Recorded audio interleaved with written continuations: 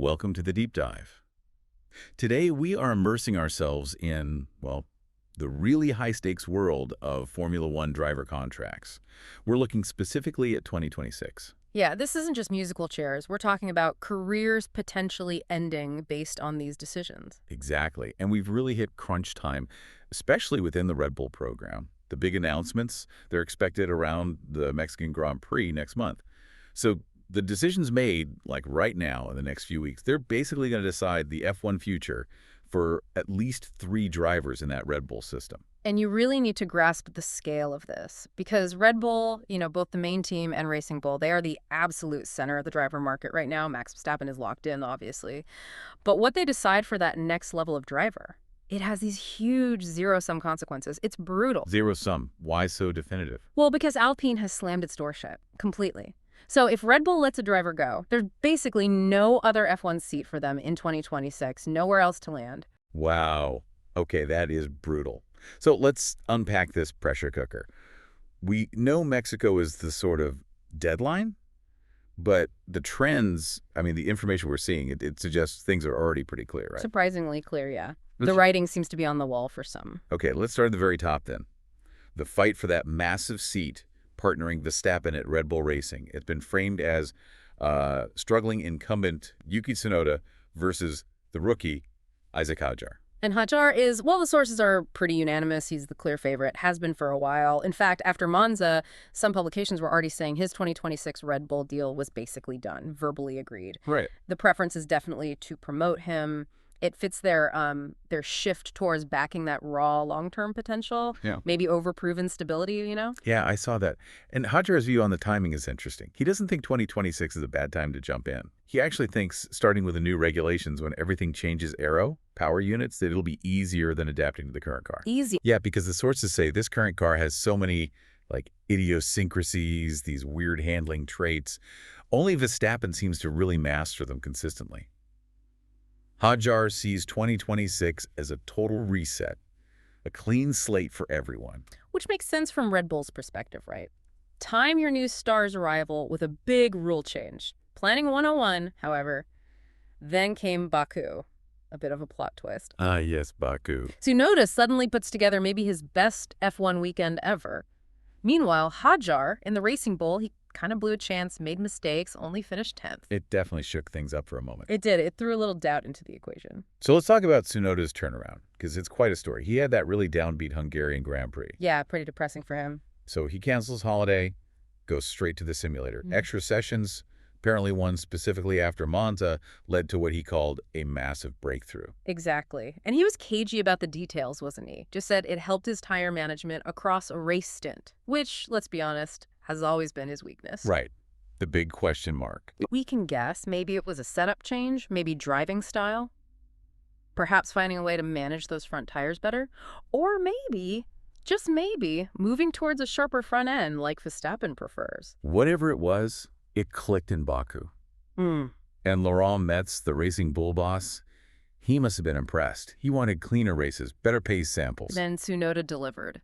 6th place in Baku, which is a really tough track for tires. His best result, yes, but more importantly, his best race pace. And the key number, the data point that really stood out, was his pace relative to Max. Yeah, Metz's analysis showed him running, when he had clear air, consistently within 2 to 4 tenths per lap of Verstappen. That's seriously quick. That's the kind of gap you need to actually contribute to the Constructors' Championship. It's genuinely elite-level pace, yeah, no question. But, and here's the harsh reality, according to sources inside Red Bull. Despite that breakthrough, despite proving he can do it, the feeling is it's probably too little too late for that top seat. Really, even after that performance. Yeah. The decision isn't just about Baku, it's about the long-term plan, that commitment to HADJAR, the younger guy with the supposedly higher ceiling. Okay, so if we assume HADJAR is moving up, that creates the next big headache, doesn't it? Because Tsunoda can't just step back down to Racing Bull automatically. Not necessarily, no, because Red Bull's ideal plan, the one they've had sketched out for a while, involves putting their F2 prospect, Arvid Lindblad, into one of those Racing Bull seats for 2026. Right, the domino effect. HADJAR up, Lindblad in, which leaves? Which leaves Yuki Tsunoda versus Liam Lawson, a straight fight. Winner takes the one remaining Racing Bull seat. Loser. Well, As we said, loser is likely out of F1 altogether. Man. And this is where it gets really tough for Tsunoda again. Because just as he found that pace in Baku, Lawson also had a fantastic weekend. Lawson arguably had his most complete F1 weekend yet there. Qualified an amazing third, finished fifth in the race, actually beat Tsunoda's Red Bull on merit. That kind of execution, especially in tricky conditions, that's huge for Red Bull. It is. Now, we know the senior seat is definitely off the cards for now for Lawson. Remember that brief, painful stint he had earlier in the year? Yeah, that didn't go well. No. Showed he probably needs a bit more time. But he has proven he can be a really dependable point scorer in that Racing Bull. High execution. And that dependability could be exactly what they want alongside a rookie like Lindblad, right? Yeah. An ideal benchmark driver, someone to measure the kid against. Precisely. It gives them a known quantity, a high bar for Lindblad to aim for. That's valuable when you're developing a young driver. So Lindblad, let's touch on him. He's only 18. He's slipped a bit in the F2 standings recently, hasn't he? From 3rd down to 7th. He has. It's been a bit messy lately. But Red Bull still seem absolutely convinced by his very high peaks. They see the flashes of brilliance. They really believe in him then. Oh, absolutely. They were so keen they even tried to get him an F1 super license exemption earlier this year, just in case they needed him quickly. That tells you how much faith they have long term. Okay, but hang on. If Tsunoda's suddenly found this new speed, and Lawson is Mr. Dependable, is there any chance, like a long shot, that Red Bull keeps both of them, puts Lindblad on hold in F2 for another year? Look, it's technically possible. Red Bull can change plans, but their preferred way, their standard operating procedure, is to get the junior driver into that F1 seat fast. So the pressure is still immense. Lawson and Tsunoda, they're acting as if it's 2 into 1 won't go. Because realistically, it probably won't. They're fighting for survival. Right. Okay, let's shift gears completely, away from Red Bull. The only other confirmed open seat for 2026. Alpine. You'd think whoever loses out at Red Bull, Lawson, or Tsunoda will be straight on the phone to Alpine, right? Looking for that lifeline. You would think, but nope.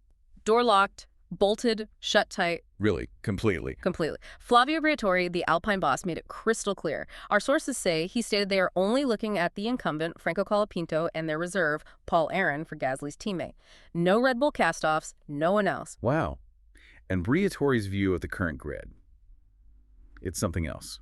He apparently said, regarding the talent pool, and this is a quote, "Take away Max the rest and give a shrug and a frown." Yeah, a shrug and a frown. That covers pretty much every other driver in F1 and F2. It's quite an assessment. It's incredibly dismissive. Well, Briatore has his standards. He talks about this boom metric, that instant, undeniable speed that screams generational talent.